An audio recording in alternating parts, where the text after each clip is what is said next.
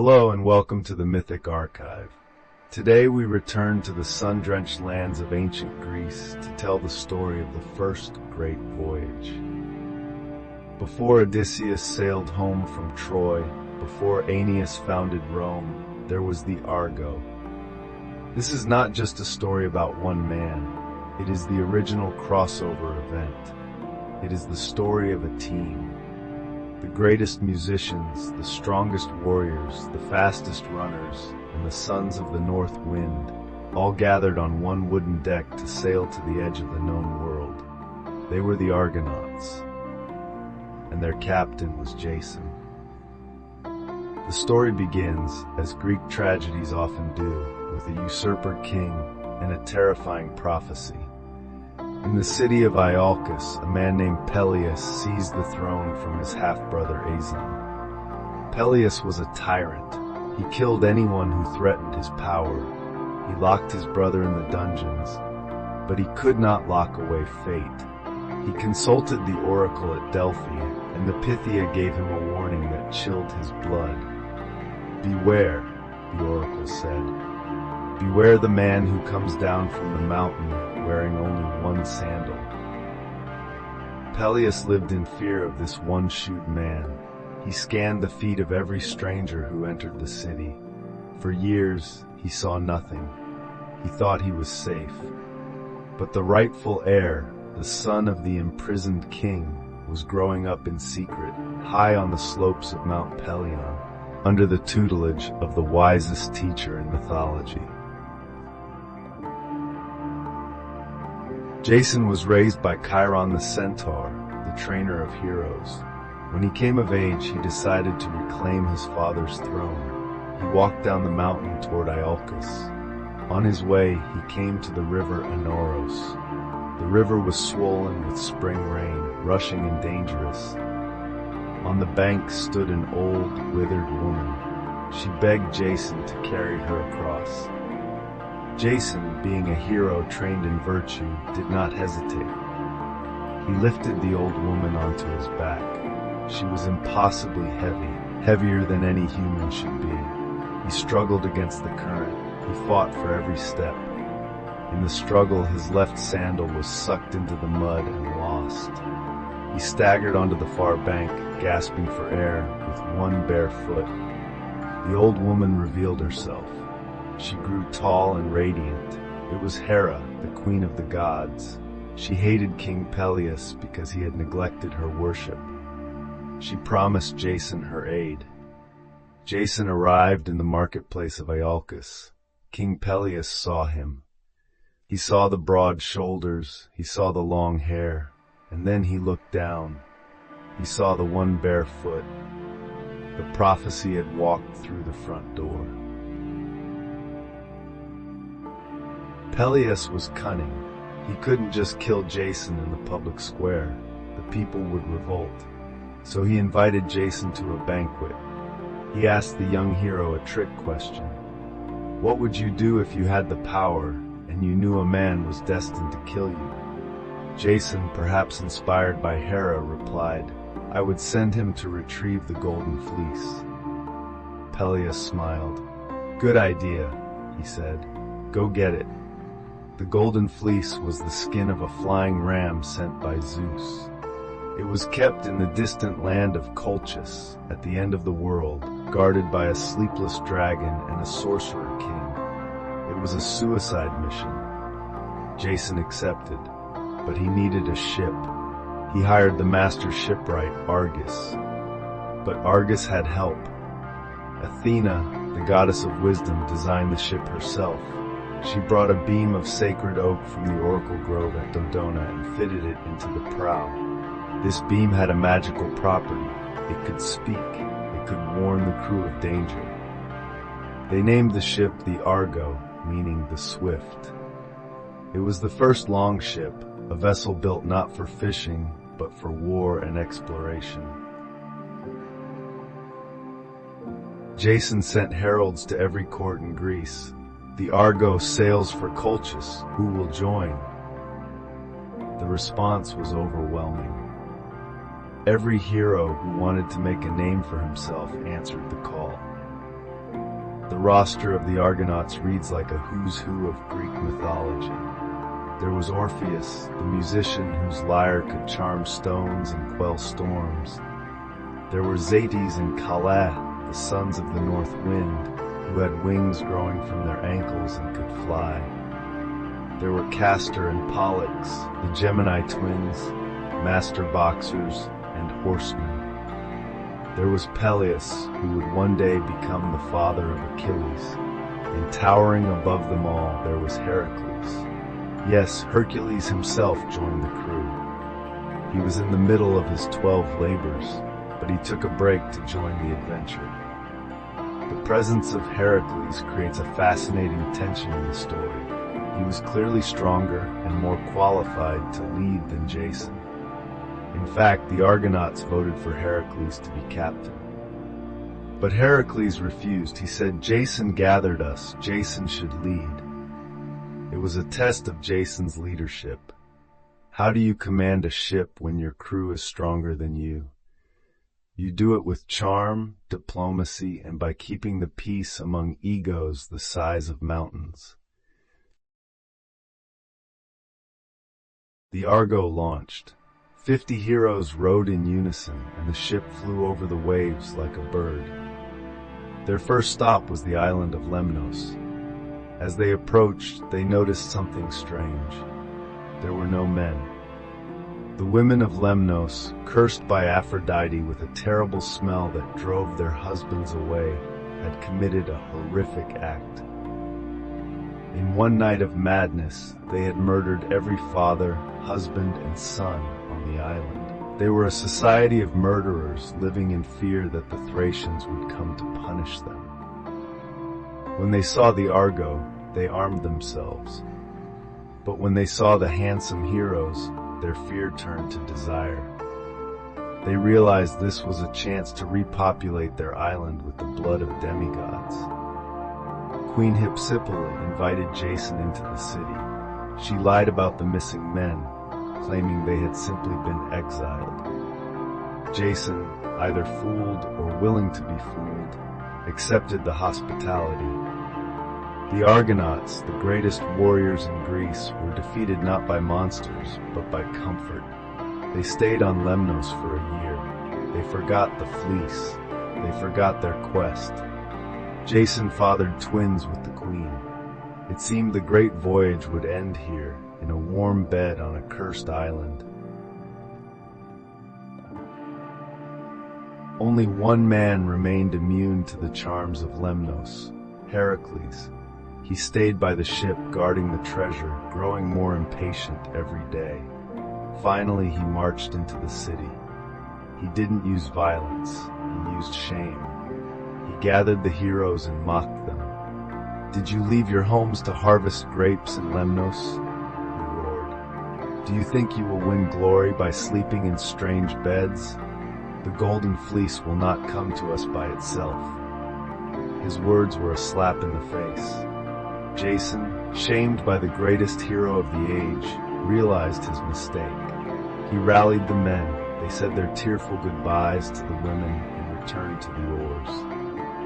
This scene establishes a crucial dynamic. Heracles is the moral compass of strength, the force that keeps the mission moving. But from a narrative perspective, Heracles is a problem. He is too strong. If Heracles is there, why do we need Jason? The story needed to get rid of him, and the gods were about to arrange exactly that. They sailed to the land of the Doliones. King Cyzicus, a young man the same age as Jason, welcomed them warmly. They feasted and exchanged gifts. The Argonauts left in high spirits, but that night, a contrary wind blew them back toward the same shore. In the pitch darkness, neither side recognized the other. The Doliones thought they were being invaded by pirates. The Argonauts thought they were being attacked by savages. A brutal battle erupted on the beach.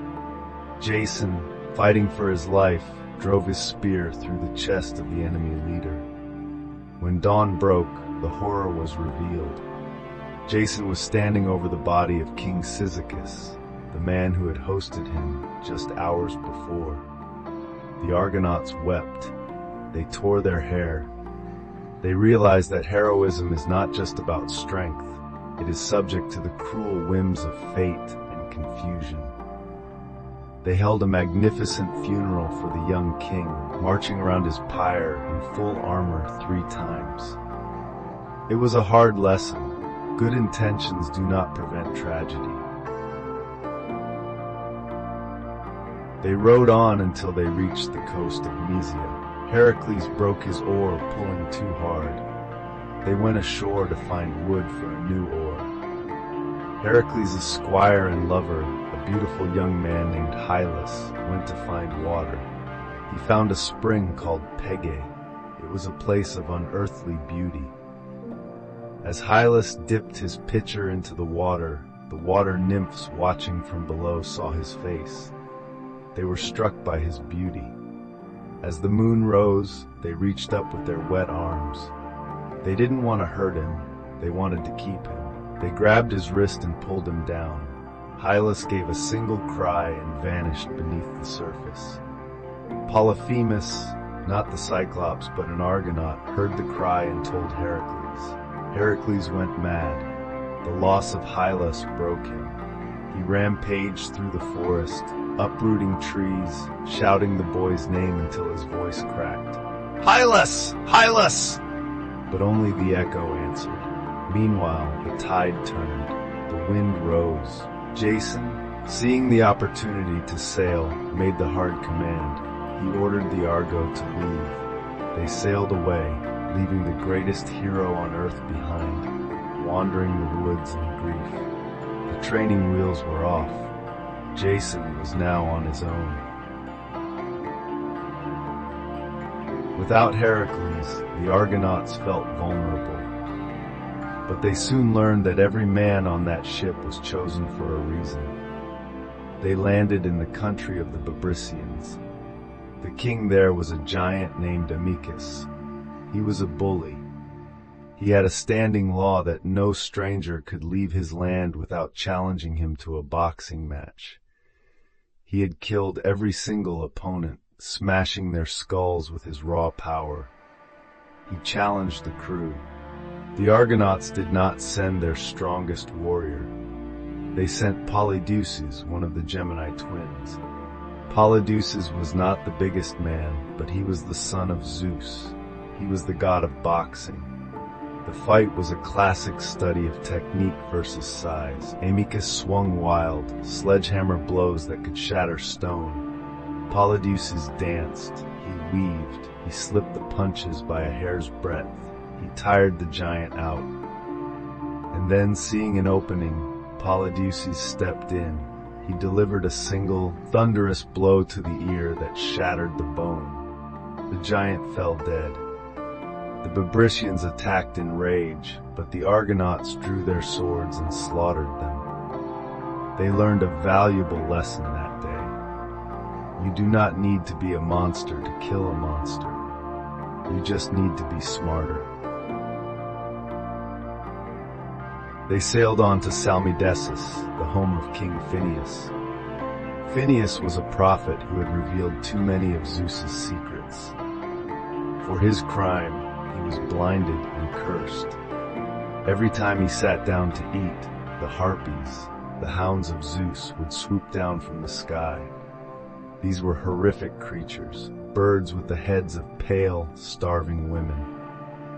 They would snatch his food and defecate on what remained, leaving a stench so foul that no one could stand near it.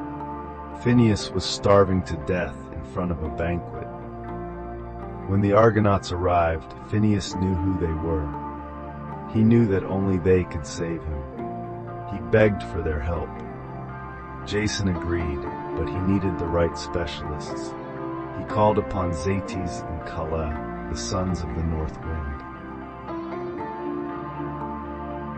The table was set. The food was laid out. The moment the old man reached for bread, a shriek tore the sky. The Harpies descended like a storm. But this time, the food was bait.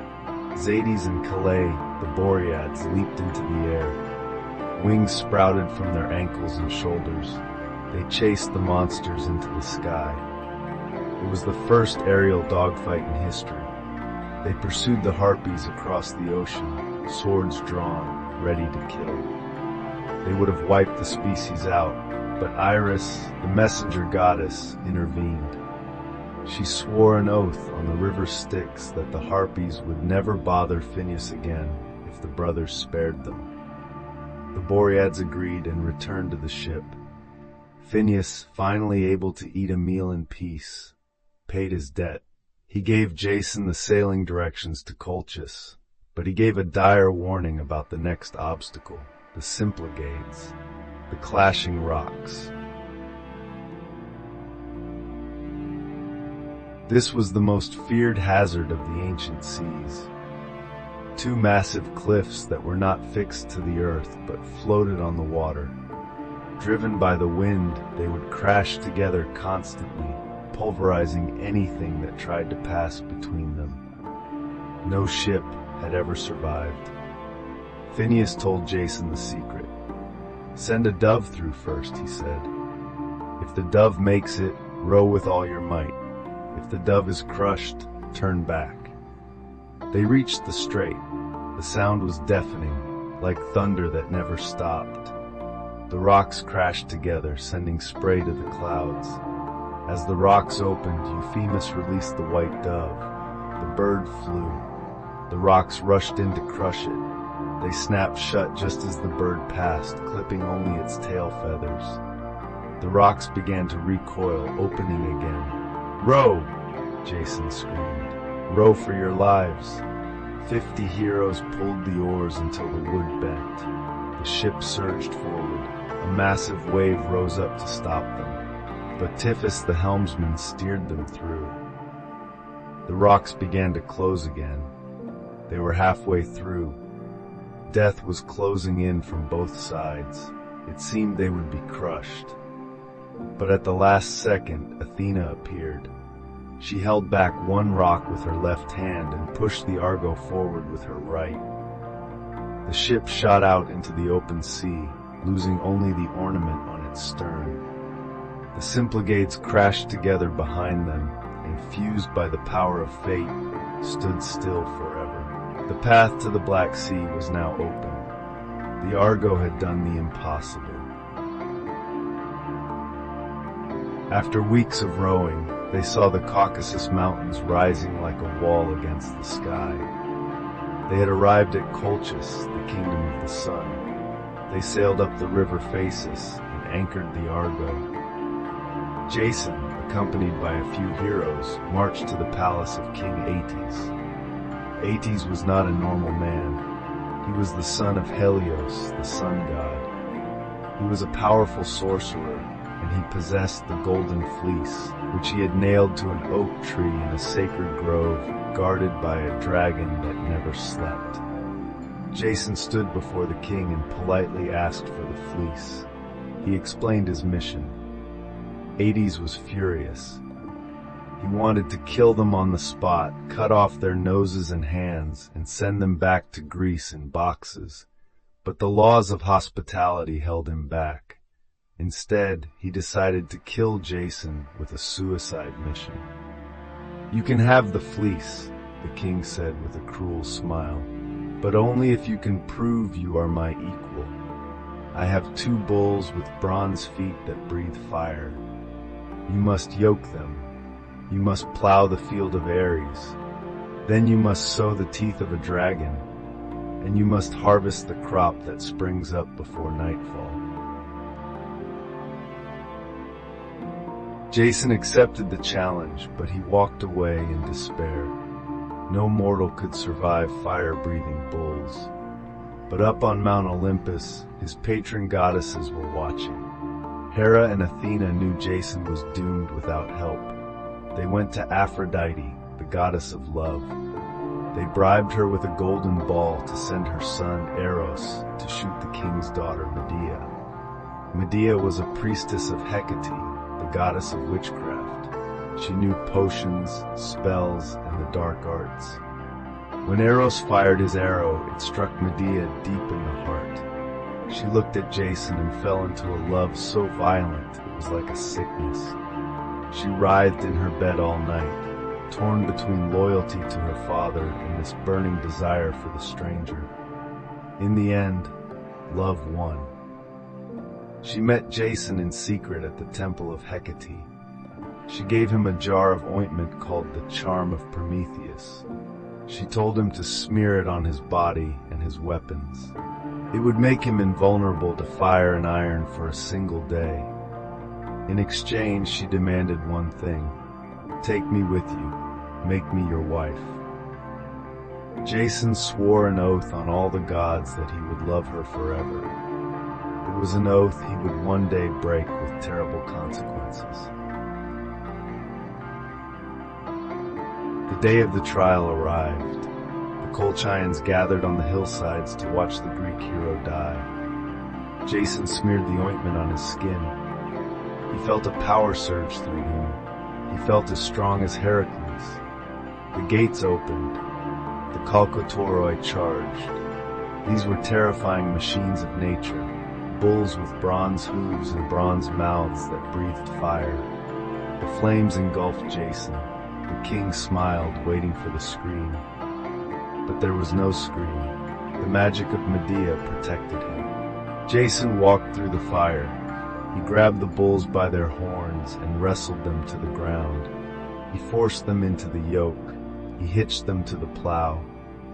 He drove them across the field of Ares, carving deep furrows into the hard earth. He then took a helmet full of dragon's teeth, the same teeth Cadmus had sown in Thebes generations before, and scattered them into the soil. He unyoked the bulls and scared them away.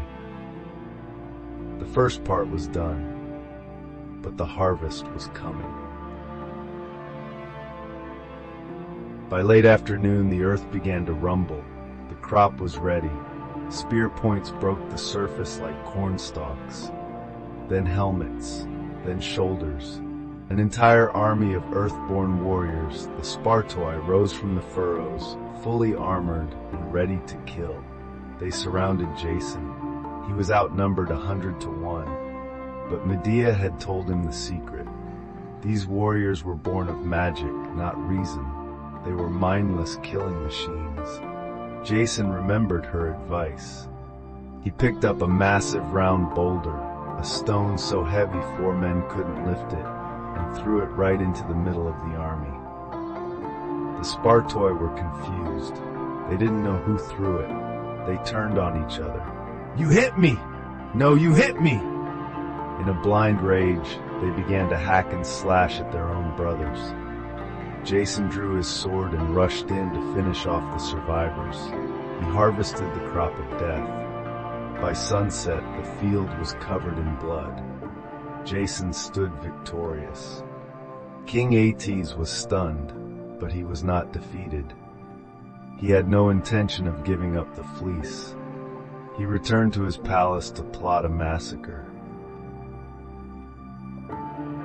King Aetes went back to his palace, not to prepare the fleece for handover, but to prepare his army for a massacre. He planned to burn the Argo and kill every Greek at dawn. But Medea knew her father's heart. She fled the palace in the dead of night and ran to the Argonauts. "We must leave now," she told Jason. "My father knows everything." She led Jason to the sacred grove of Ares. There it was, hanging on the branch of a giant oak tree, glowing like a second sun in the darkness, the Golden Fleece. But coiled around the tree was the dragon of Colchis. It was larger than the Argo itself, and it never slept. Its eyes were always open. Jason drew his sword, but Medea pushed him back. "Put away your iron," she whispered. "This requires a softer touch." She began to sing. She chanted a spell of sleep, calling upon the spirits of the underworld. She dipped a branch of juniper into a potion of sleeping drugs and sprinkled it over the dragon's eyes. The beast's eyelids grew heavy. The scent of the potion intoxicated it. Slowly, the massive coils relaxed. The jaw closed. The dragon slept. Jason climbed over the sleeping monster, snatched the golden fleece from the branch, and they ran for the ship. They launched the Argo and rowed for their lives. But King Hades was fast. He launched his entire fleet. Leading the pursuit was Medea's brother, the crown prince Absyrtus. Some versions say he was a man leading a fleet. The older, darker versions say he was a young boy whom Medea took hostage on the Argo. As the Colchian fleet closed in, gaining on them with every stroke, Medea made a decision that defines her character forever. She did not use magic, she used brutality. She took her brother, Absyrtus. She killed him. And then, to slow down her father, she did the unthinkable. She chopped her brother's body into pieces. One by one, she threw his severed limbs into the sea. A hand here, a foot there, a head. King Aetes, seeing the remains of his son floating in the waves, was forced to stop his ship. He could not leave his son unburied. It was a crime against the gods. He stopped to collect the pieces of his child. The Argo escaped. Jason stood by and watched. He said nothing. He accepted the safety that came from this atrocity, and in that silence the gods turned against him. Zeus was furious. Because of the blood guilt, the Argo was blown off course. They were forced to take the long way home, sailing up the Danube, carrying the ship across land and entering the Mediterranean from the west. They visited Circe, the witch, to be purified of the murder, but even she drove them away in disgust. Then they approached the island of the Sirens. These were creatures with the voices of angels who sang songs that lured sailors to crash their ships on the rocks and die of starvation. Listening to the music, the crew heard the song. They stopped rowing. They stood up, eyes glazed, ready to jump into the sea to their deaths. But Jason had brought a secret weapon. He signaled Orpheus. The master musician pulled out his lyre. He played a melody so loud, so complex, and so beautiful that it drowned out the voices of the sirens. He fought music with better music. Only one Argonaut, Butes, jumped overboard, but he was saved by Aphrodite. The rest rowed past in safety. Their final obstacle was the island of Crete. It was guarded by Talos, the last survivor of the Age of Bronze. He was a giant automaton, a living statue made of bronze. He patrolled the island 3 times a day. When he saw the Argo, he ripped boulders from the cliff and hurled them at the ship. The Argonauts were terrified. They cowered under their shields. But Medea stepped forward. "I will defeat him," she said, "not with strength, but with mind." She knew Talos' weakness. He had a single vein of divine blood, ichor, running from his neck to his ankle, sealed by a single bronze nail. Medea stood on the deck. She did not throw a spear. She threw a look. She used the evil eye. She chanted telepathic visions of death and hellhounds.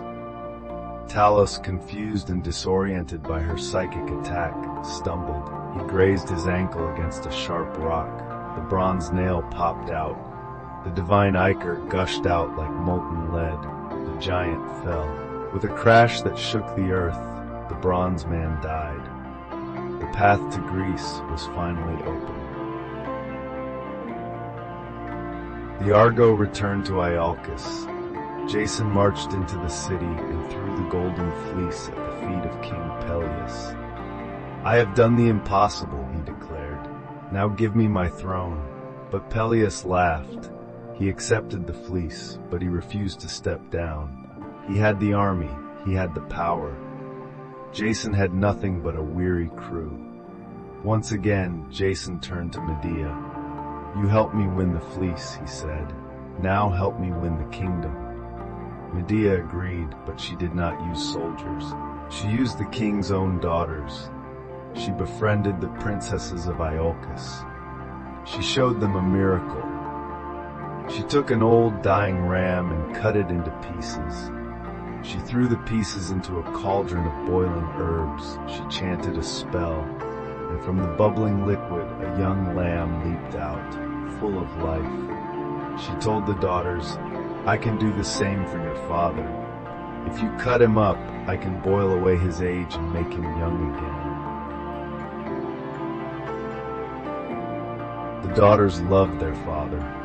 Desperate to give him back his youth, they agreed. That night, they crept into the king's bedroom. With trembling hands, they stabbed him. They cut him into pieces. They carried the bloody remains to Medea's cauldron. They threw their father into the pot. They waited for him to jump out as a young man. But Medea had not put magic herbs in the water. She had put in plain grass. The king did not rise. He simply cooked. Medea looked at the horrified daughters and shrugged. "I must have forgotten the spell," she said. The people of Iolcus were horrified. They did not welcome Jason as a king. They drove him out as an abomination. Jason and Medea were exiled. They had won the fleece. They had killed the usurper, but they had lost the kingdom forever. They fled to Corinth. For 10 years they lived there. They had 2 sons. But Jason was not happy. He was a hero without a throne, living with a foreign sorceress whom the Greeks feared. He wanted status. So when King Creon of Corinth offered him his daughter Glauce in marriage, Jason accepted.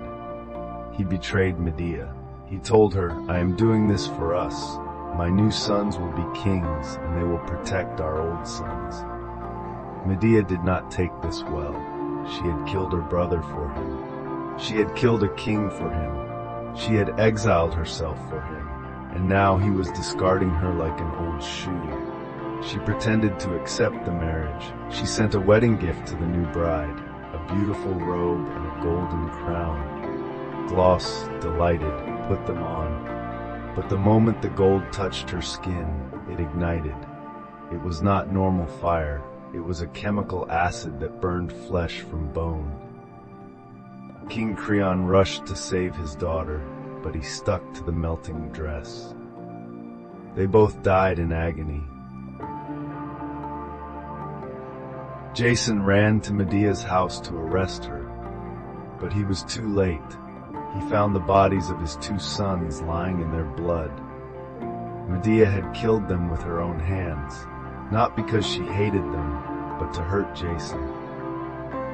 She knew that leaving him alive with nothing was a worse punishment than death. She rose into the air in a chariot drawn by dragons, sent by her grandfather Helios. She looked down at Jason, who was clawing at the doors, begging to just touch the bodies of his children. She refused. "Call me a monster," she said. "Call me a tiger. It does not matter. I have touched your heart." She flew away to Athens. Jason was left alone. No wife, no children, no kingdom, no glory.